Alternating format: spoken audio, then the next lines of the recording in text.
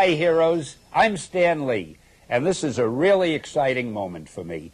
Not only am I here with a good friend and a dear friend, but he's somebody who's one of the rare talents in our business, who's not only creative and competent and capable, but he's innovative and imaginative. I don't want to say too much and give him a swelled head, but meet Will Eisner. Glad to have you. Hi, Stan, and thank you for the introduction. Matter of fact, I'm trying hard not to agree with you. Well, I think the people watching will agree, especially after they kind. see what you've done and what you're doing and what you're going to do. Now, we have a number of books on the table that we're going to show, but first, I have a feeling a lot of people would like to know, where did you grow up? How did you get into this? Just tell us a little about your background, Will. Well, I grew up in New York, in the Bronx, went to DeWitt Clinton High School. So did I. Did you? Yeah. Wow, it's amazing. Well, a lot of us did. A lot of other fellows went to DeWitt Clinton. And it was there in DeWitt Clinton that I began to do comics. So I did my first comic strip for the Clinton newspaper. Really? The Clinton News, yeah. And you mean it was an actual strip? You wrote it and drew it as a comic high strip, school student? as a high school student. Wow. And however, that was an outgrowth of a career that I had really set for myself, had nothing to do with comics. I wanted to be a painter and a writer, but I could neither paint well enough for galleries nor write well enough for magazines and books, so that I took two ineptitudes and made an aptitude out of it. Began doing comic books right after high school. I stumbled into Wow magazine, which was a boys' children's magazine. Sold them a page of comics, and when it went out, I realized that when the magazine collapsed, I realized that there was an opportunity for a comic book original pages. Yeah. Comic books, it was the birth of the comic books at the time. Remember, Superman had just started and so forth. I think it was a little before your time. Yeah. About 4 or 5 About years. a day or two before But my time. well, it was pre-ordeal, primordial, prehistoric. You had a studio too, didn't you? The Eisner and Eicher studio. When Wow magazine collapsed, I realized that there was an opportunity because a lot of pulps were dying at that time, and a lot of the pulp publishers were coming in to the comic book business looking for comic book material. At that time, most of the comic books consisted of daily strips pasted together, like if you recall, famous funnies. And it was very obvious, didn't take great genius to see that they would soon run out of those daily strips, and they were going to need new material. So I made a proposal. Original strips, not from the newspapers. Well, that was the only thing that would be available. So I made a proposal to Jerry Iger, who was also out of work because he was the editor of the magazine collapsed. We were both on the street, so to speak. And I said, I'd like to start a studio, and we'll produce original material. He was 13 years older than me, and therefore a seasoned man, and he could sell. It was very hard for me to sell because I was still young and a cartoonist. So he went out and sold, and I was the staff. I did 5 strips under 5 different names. Really? Yeah. One of them was W. Morgan Thomas. The other one was Spencer Steele. I always believed that anybody with the name of Spencer Steele had to be successful. So hey, W. Morgan Thomas is pretty impressive. Well, it was very impressive, too. Anyway, we started a studio packaging comic books for publishers like Fiction House, who had been doing pulp magazines, were coming into the business, and several others who were... Actually, companies like yours that provided artwork to comic book publishers, that was the main source, because even when Marvel was starting, we used a company, it was called Funnies Incorporated, and they provided the artwork for us. Jackay, was it? Lloyd Jackay, that's right. Well, we started that out with the idea that we could hire artists inexpensively. See, there was no comic book history at that time. There was no background as there is today. There was no precedent. There were no schools. The artists that I hired were guys who came from other fields. The Kirbys and the Bob Powell and people like that who aspired to be illustrators. Matter of fact, they all came into my shop as a kind of a stepping stone toward moving uptown. Uptown. Nobody wanted to just stay in comics. No, they were there because, and so I began put a studio together of. I think we had about 15 men at the time. What I would do, it ran pretty much like like a slave ship going down the Nile. Or the artists were arrayed along the side of a wall and down the center of the drawing boards. And the pencilers were here, the inkers were down the center, and the lettering men were on the left. And I sat at head table. I was the stroker. You handed them the oars. I was the drummer. I was the drummer. And I initiated the character and so forth, and then passed it down and went all the way down the line and came all the way back. That's great. So that's how it ran. And of course, how did the spirit come out of that? Well, around 1939, the very interesting phenomenon happened. Comics books had by that time achieved a tremendous popularity, and the newspapers, the Sunday newspapers in this country, were worried about their position in their Sunday readership. Yeah. So they said, the thing that's stealing our readership, they said, are comic books, and therefore we've got to get a comic book. And so in the newspaper, in the newspaper, to compete with the comic books. That's right. Very much like the TV guide today that appears in the TV. And so they came to me, Register and Tribune Syndicate came to me with Busy Arnold, who was also a comic book poster at the time, and asked me if I would produce a supplement for a comic book insert for them. And it represented a tremendous opportunity for me. I didn't realize at the time that I thought they came to me because I was a great genius, but they came to me because I had by that time built a reputation of being able to responsibly deliver. And as you know, deliver on time. That's right. Yeah. Newspapers require. There was no movement. There was no margin for error there. So at any rate, I left Eisner and Eiger, and I created a package. I created a character called the Spirit. Largely because they wanted what they called in those days a costume character. Today we call them superheroes, but they call them costume characters. So I compromised and gave them a detective character with a mask and gloves. So he became costumed. I was sitting in my studio at the time, and I remember Arnold calling me and saying, well, we got a character, does he have a costume? I said, yes, he has a costume. A mask and gloves, as you put them in, right. Well, really what I was interested in is reaching another audience. I was never really happy drawing for comic books. It was never my audience. I never had the kind of visceral connection with them that you have. I didn't understand what they really wanted. I knew pulps, but I really aspired to write short stories and write for people. And the newspapers gave me the opportunity because I was writing for a family. And I was producing a short story every week. The Spirit later became simply a walk-on character. He was really simply an excuse. I made him very human and so forth and so on, and I enjoyed doing him satirically. But isn't it amazing how he's lasted through the years, even when the publication stopped, how people know and remember, and could there be a better segue to get us into some of this material here? Right. I've never been more astonished everybody by must that. be waiting to see what you've got here, Will. Well, all right. This is what the Spirit looked like. Here's another example of what the Spirit looked like. These are... if these are covering up your face, I'm sorry. You might have to stand on tippy toes.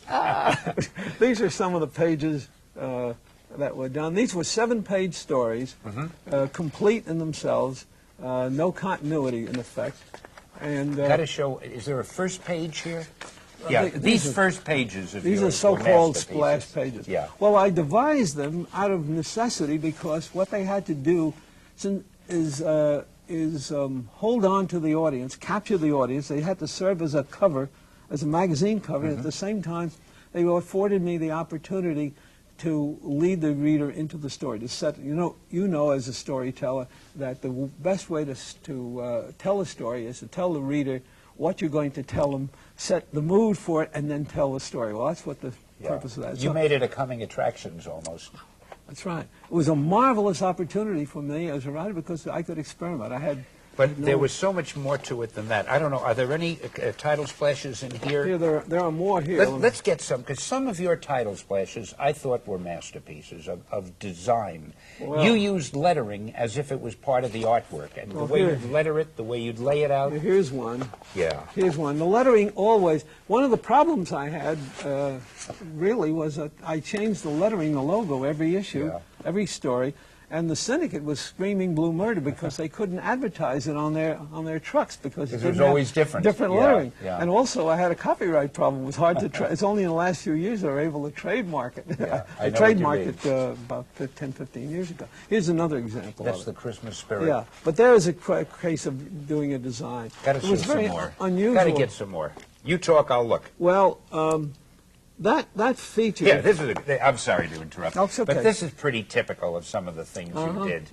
And every artist in the business used to look at your title splashes. Is that right? And be influenced and really be amazed by them. They were beautiful. Well, it was experimenting all the way. As a matter of fact, it's the thing that I enjoy most is to be involved in expanding this medium. Look at that. You see, you were as much a designer as an artist, and you were certainly an innovator, and I guess that's why I was such a big fan. I love people who do things in their own style, in an original way. They don't copy anybody else, and you could spot a Will Eisner bit of artwork, you know, if it was amongst 100 other artists. And it had its own quality. That's interesting. I could. I never knew you could. Well, that's marvelous. That's marvelous. Well, anyway, I'm glad that was appreciated. And the longevity of of this feature, which you referred to before, deserves an answer. I'm as astonished by it as anybody else, except for the fact that probably the reason is that the stories I dealt with were fundamental stories. Yeah. They're stories that, like the short stories of the 30s, like the O. Henry stories, like the Ring Lardner stories, which are readable to this day. They have Sherlock Holmes still goes on being usable and readable and valid even in these times. And I think that's what accounts for it, because the ambiance was all 40s and 50s. Well, one of the most impressive things about you is that not only your artwork, which, as we can see, is superb, but you were a great storyteller. And when you take that combination and put them together, that's pretty hard to miss. Right. Let's go through some of this other, because we've only got a few minutes before I get you to that drawing board. All right. I mean, you're going to have to work for this interview in a couple of minutes. All right. What else have we got here? Well, after the Spirit, I closed the Spirit down in 1952 because I became intrigued and involved in the use of comics as a viable medium, as an instructional tool, as a teaching tool, and I began producing material for schools and so forth. This was an outgrowth of my experimentation in the military. Right. Then I began doing it for training manuals and so forth. So the medium itself became my master. The message, yes, they became my master. I became very intrigued with that, and so in '52, I closed the Spirit down. And until 1972, 73, I'd been running a publishing company which we produced training manuals, instructional material for schools, social studies, enrichment material for 6th and 7th graders, and so forth. And in the middle 70s, I sold the company and decided that I wanted to go back and develop a further expansion of the medium. I felt that I hadn't yet reached the limits of the medium, and I began working on a graphic novel. And for 2 years, I wrote this book. Oh, I remember that. In dummy form. Remember Contract with God. Right. The story of why I called it a graphic novel is a very interesting one. I did a complete dummy. It was the first time in my career almost that I had made a complete dummy with no publisher in mind. I had no publisher because no publisher no comic book publisher certainly would publish a book like this. And the mainstream publishers were publishers that I think never knew anything. But anyway, I called up the head of a very large publishing company, the largest in New York. I don't think I should mention the name because they turned it down. I don't want to embarrass it. And the president of it was a former Spirit fan and knew me and so forth. And I told him, Oscar, I have a new book here, a very interesting book. He said, what is it? I said, I looked at it and I couldn't bring myself to say it's a comic book because it didn't. So I said, oh, it's a graphic novel. Oh, he says, that's interesting. I've never heard of that. Bring it up. I'd like to see it. Well, I brought it up, and he looked at it over his glasses, and he said, well, he says, it's still a comic book. It's still a comic book. It's still a comic book. He says, the subject, he says, He says, it won't be for us. I don't think we can publish. Go find yourself a smaller publisher. Well, you know what, a funny thing to me, I have always thought, people who say, well, it's just a comic book, I've mentioned this before so many times. If Shakespeare and Michelangelo were alive today and decided to collaborate, if they said, let's do a comic strip, and Shakespeare said, I'll write it, and Michelangelo said, I'll draw it, and they did, would anybody say, well, I'm not going to read that, it's just a comic book? You're absolutely right. We are, in our society, we are victims of a self-imposed categorizations. In order for us to be able to survive in this welter of information and media that we have to classify, and we have to create categories. Some are nice and safe, and some of them are good, and some of them... For years, this medium has been a despised medium. And one of the reasons is, originally, the work was produced for the very youngest children. Most of the publishers were people who weren't really legitimate publishers. Exactly. And they would say, now, don't use words of 2 syllables, and remember it's for kids, and keep everything simple. And there really wasn't that much literary quality, and people, it seems, have a mindset about it and don't realize how it's changed. They don't, because of the fact that they are living, so to speak, in the past. Most of the people in our society have cultural police who tell them what is good. A critic, a paper hires a critic, and the critic says to them, this is a good play, or this is a bad play. And they either go or they don't go based on what the critic said. They have no way of making a choice. They haven't got time to make choices. They haven't to make time to study. What's happening now is something very enormous is happening right under our skin. This medium, which I have devoted my life to, intend to devote the rest of my life to, is now probably the most proliferating literary form in this country. That's right. It is the new literacy. I keep talking about that because it is the new literacy. You know something else? It's one of the greatest weapons against illiteracy, because comics are the only things today that a youngster will read voluntarily, nay, eagerly. And obviously, the more a kid reads, the more he develops a facility at reading.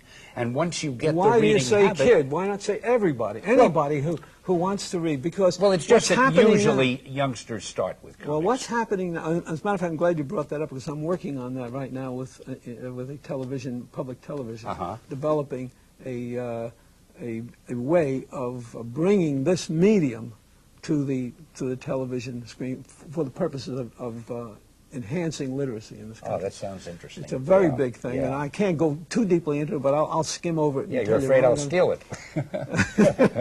No, but that sounds really great. Do steal it, please. Tell me, when you said that you did all this instructional work in the Army, was that for the Signal Corps? No. Because I was in the Signal Corps doing the same thing, That's movies right. and training films. When I got into the Army, I was drafted and went kicking and screaming all the way, and became part of the Ordnance Department. Ordnance, right. Hey, you know what we're going to do now? All right. I want to hear more, but I think we're almost out of time for this section. Fine. We're going to get to that drawing board, and now you're going to earn your keep. I'm glad you asked me. All right, here we go. I brought a pen with me. Good.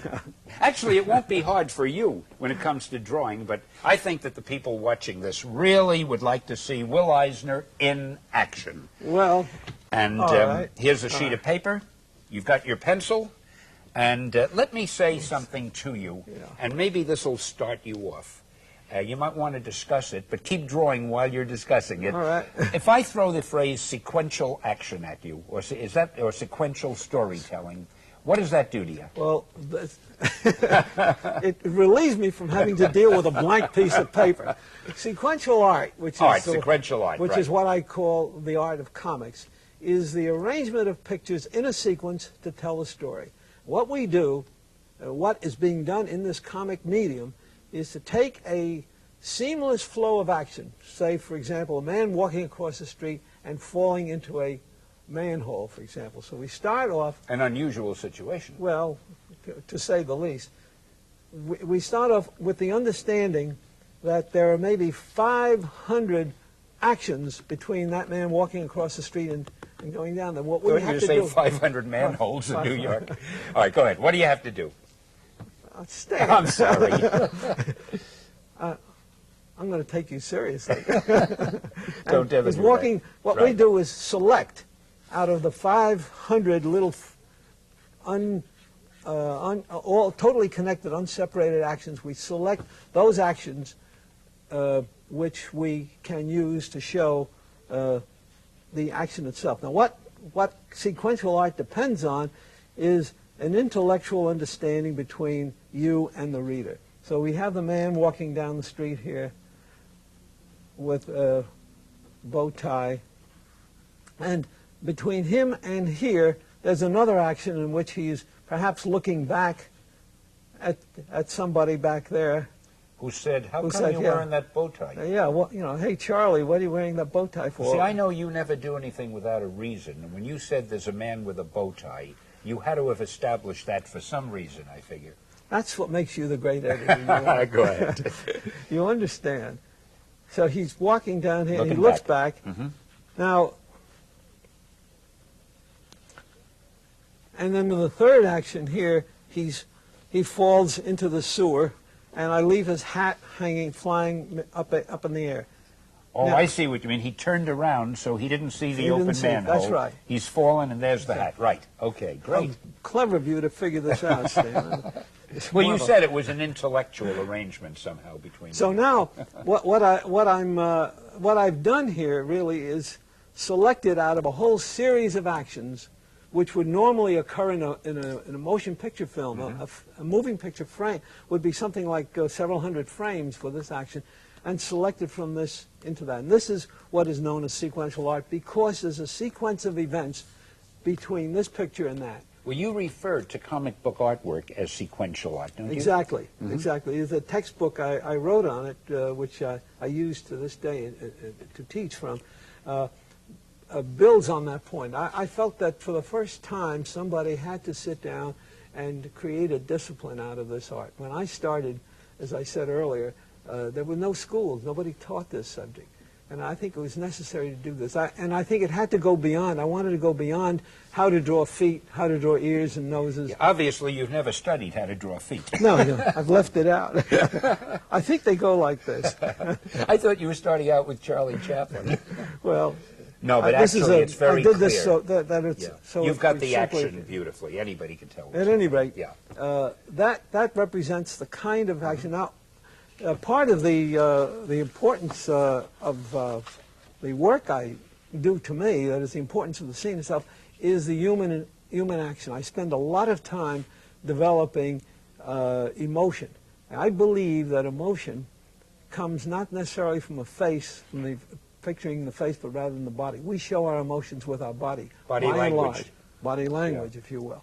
So that, to me, it's very important to be able to develop that. And I spend a lot of time, I do a lot of erasing. I'll start a figuring and play with it until I get it to precisely exactly that, because I'm in constant contact with the reader. Remember that I am writing a story to a reader. I'm telling a reader a story. And I have to connect with the reader's life experience and his understanding of what it is that will convey or transmit an emotion. So that if I have a figure here, I'm going to take a back view of the figures to show you that without showing a face, I can transmit emotion. I have the same figure displaying several kinds of emotion.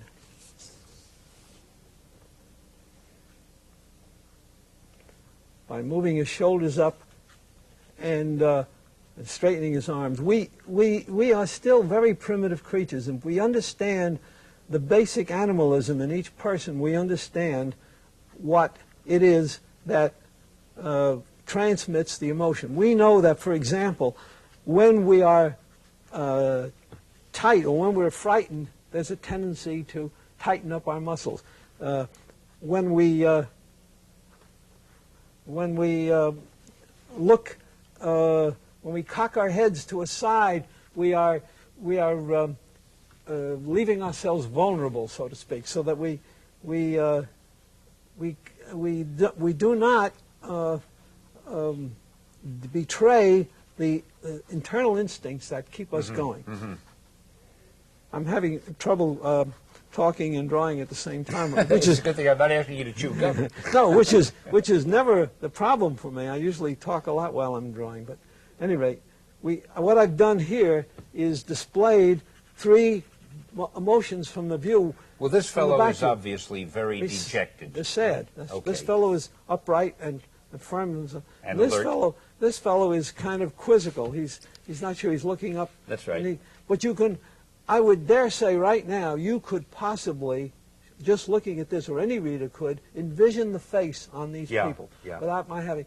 And that's a very important element. So I spent a lot of time. Most of my stories, most of my books are built on that kind of device.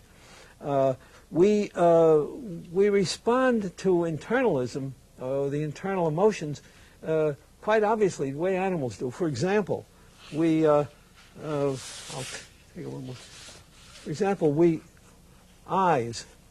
We open our eyes this wide in the face of danger. We're like animals of old. We widen our eyes so that we can see all over. We narrow our eyes when we are about to do something sneaky or hesitant. We lower our eyes when we don't want our emotions to be seen. We don't want to betray our emotions. Because the eyes, in a sense, are the mirror but of the our eyes emotions. That's right. They're classically that. But the eyes are the things that we deal with all the time. The mouth remains the same. I give you an example. How often have you seen a photograph of a very good friend or a girl or a wife, and you say, that photograph doesn't look like her or him? The camera is an idiot. It took everything that was there. But the point is, it took it at a moment when that face was at rest. It wasn't typical. No, the face was at rest. Faces are in continual motion. And we know each other based on the fact that we have experienced the emotional movements of the face.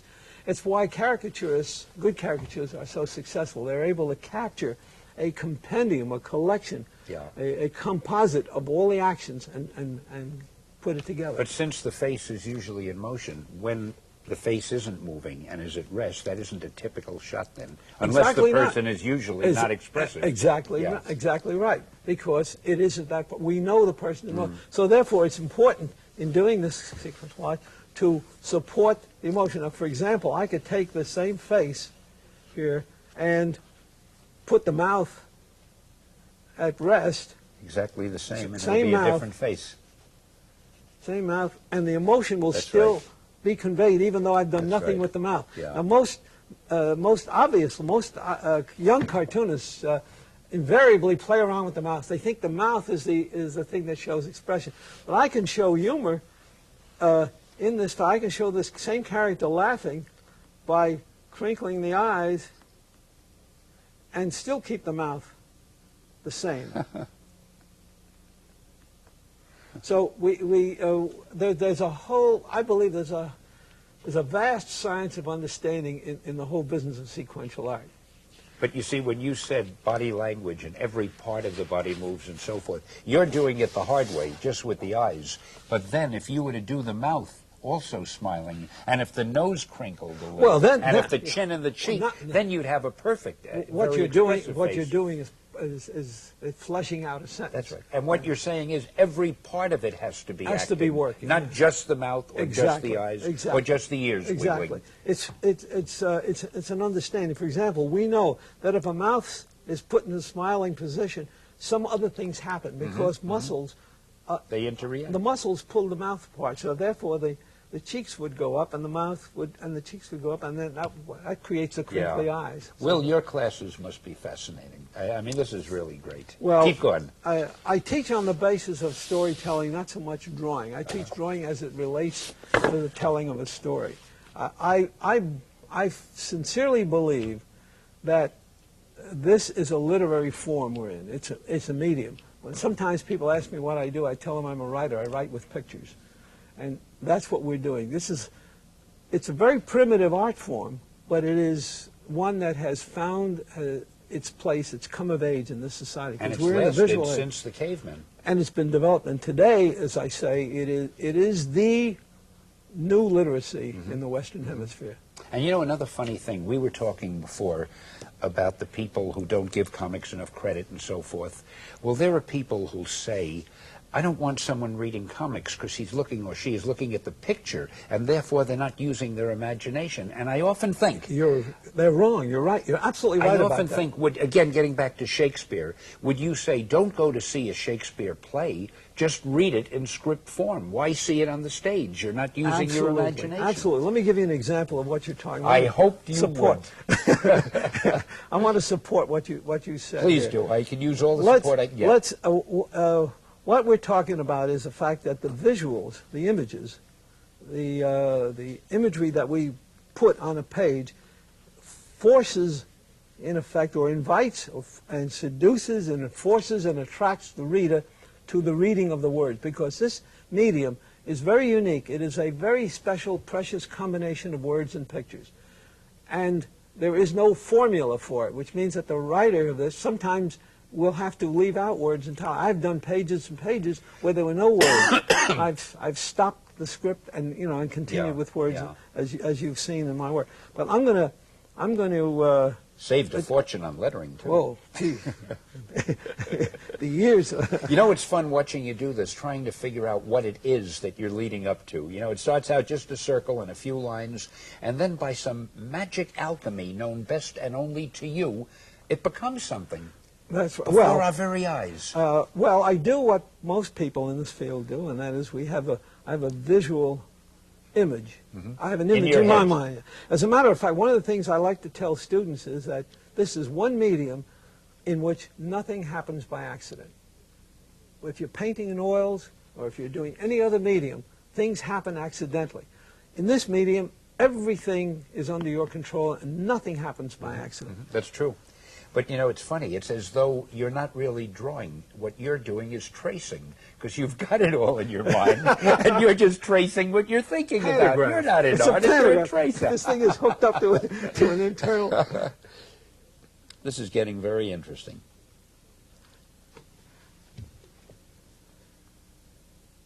Now, this is going to have to do with... I'm talking about the relationship between the reading and the imagery. Remember, you said that images. The reason comics are very helpful to reading, where they enforce and give a lie to the people who, for years, said, "Well, you're destroying reading because of the."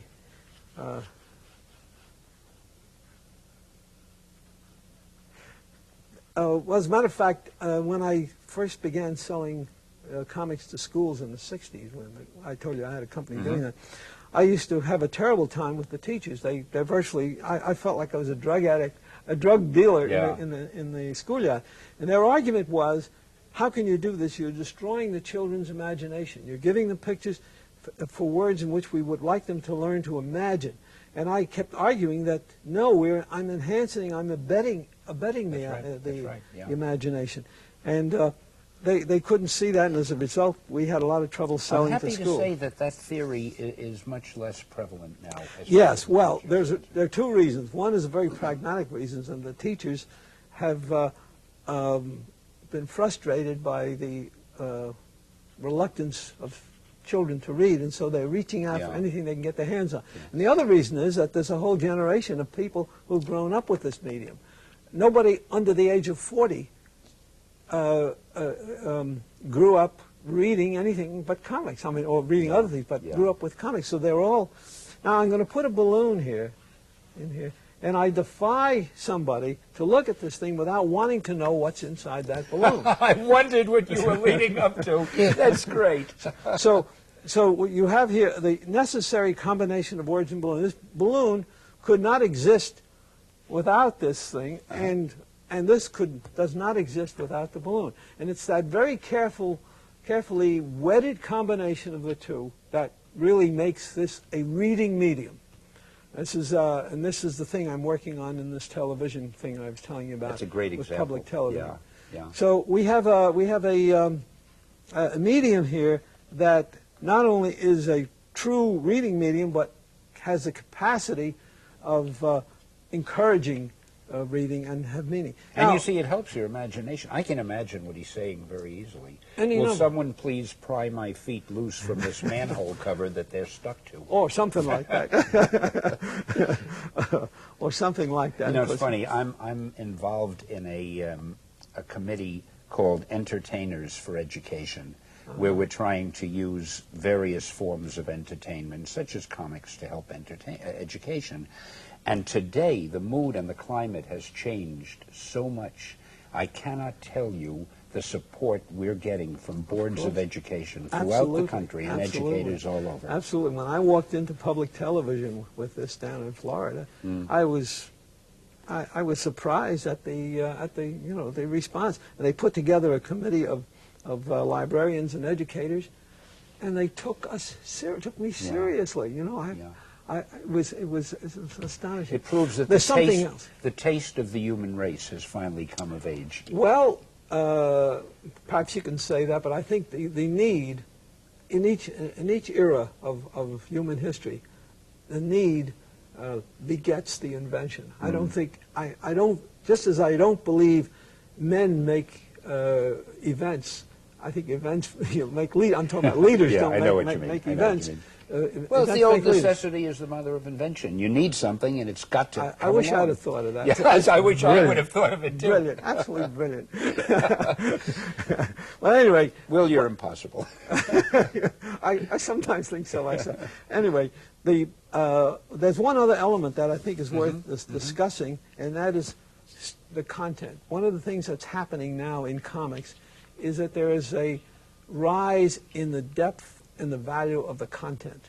What's happening now is that men are coming into this field and women of higher, I wouldn't say higher intellect, but of more serious demean, and who are beginning to make contributions that exceed to mutants trashing each other.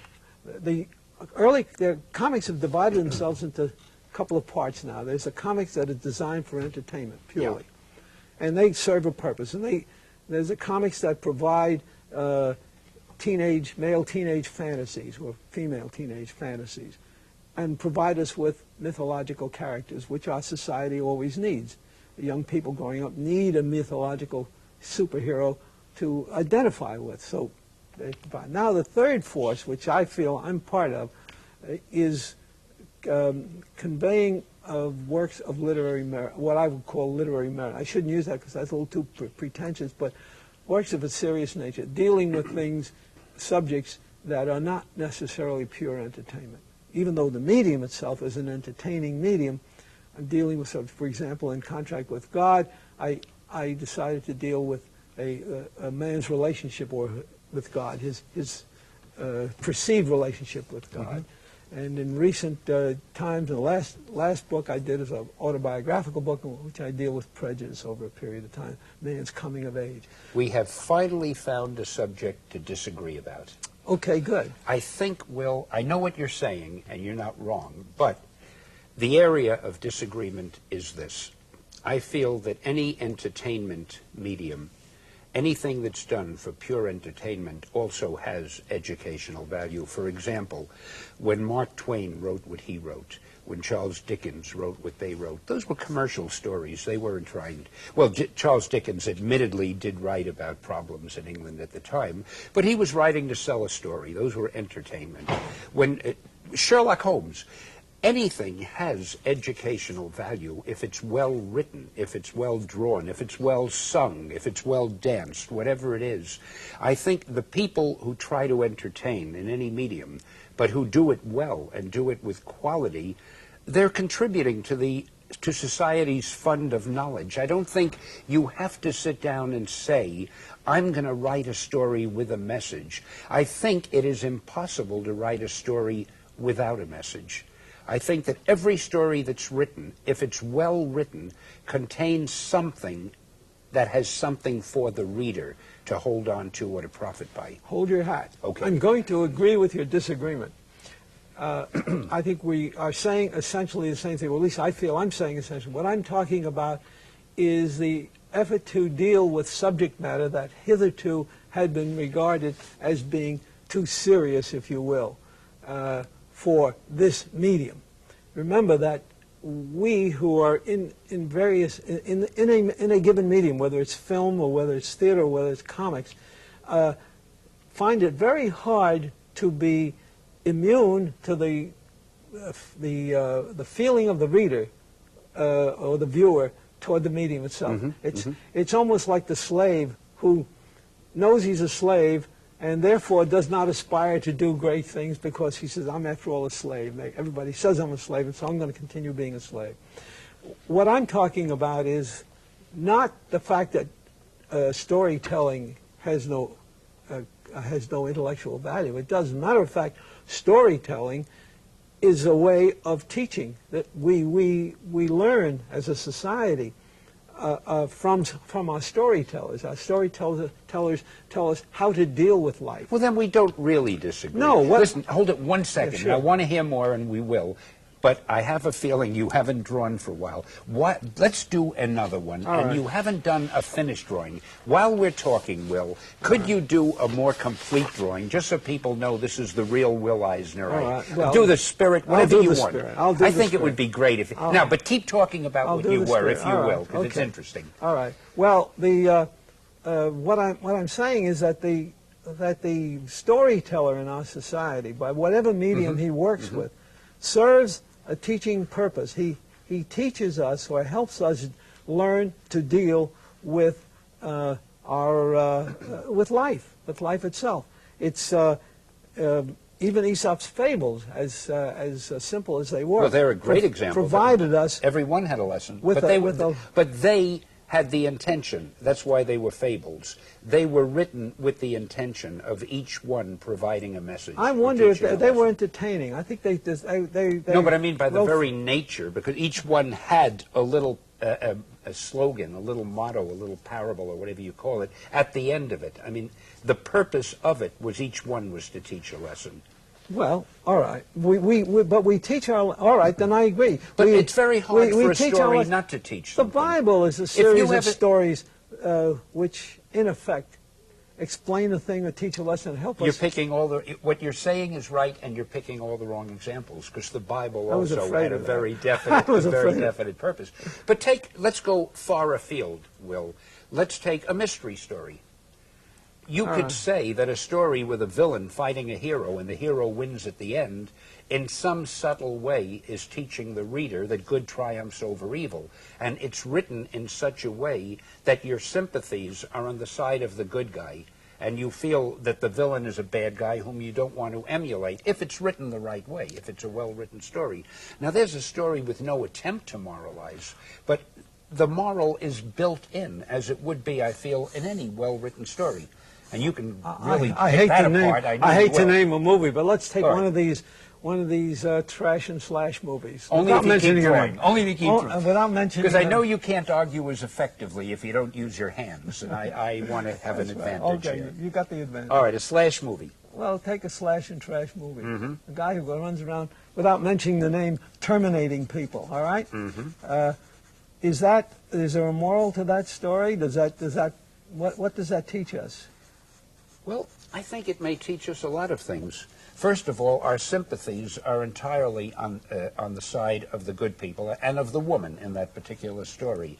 One thing that it shows is that a woman, as well as a man, can be strong, can have determination, can fight for what she believes in, and can eventually triumph. I have had many women say to me they love stories like that with strong female heroes. If I said female heroine, that would be a redundancy, and you'd probably leave the table. And I can't. I'm drawing. I would feel also that it shows that if you just keep fighting and you don't give up, no matter how impossible the odds, there's always a chance that you might persevere. Certainly, everything seemed impossible for our good protagonists there, and yet they managed to triumph at the end. Now, obviously, I am grasping for something there. That movie was not written intending to be a life's lesson, but as I say, I think if something is well done, there is something in it. There's a message in it. There's some communication. Nobody can argue. Nobody can argue with that. Nobody can argue with the fact that if something is well done, and there was a time when science fiction stories were regarded as kind of a junk food, a literary junk food, and along came guys like Ellison and, and Bradbury and Clark, who wrote stories that are classic and provide instinct. But what I'm talking about, I think what I started out talking about, and I think I got lost there, was the fact that the intent of the story.